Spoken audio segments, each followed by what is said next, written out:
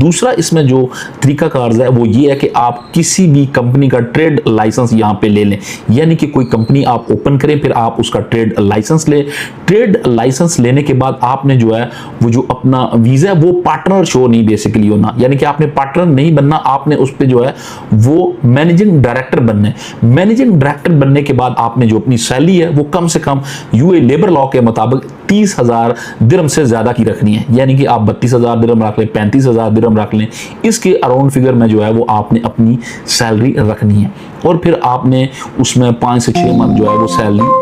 Proper तरीके से जो है वो उसमें डिपॉजिट करवानी रहनी है।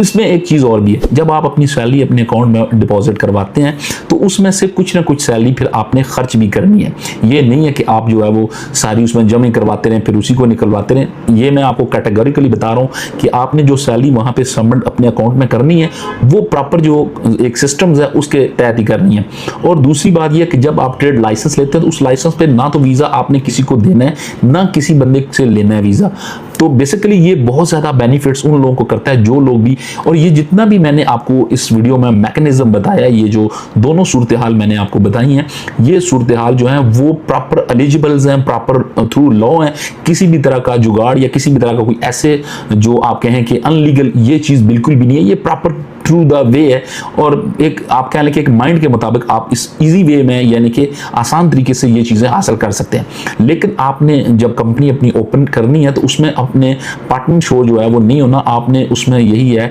कि मैनेजिंग डायरेक्टर अपने आप को शो करना है कि मैं इस कंपनी का मैनेजर डायरेक्टर हूँ। और मैनेजर डायरेक्टर आपको पता है कि वो सैलरी पर्सन होता है, जो कंपनी का जो ऑनर होता है वो बेसिकली सैलरी पर्सन आपको पता है कि नहीं होता।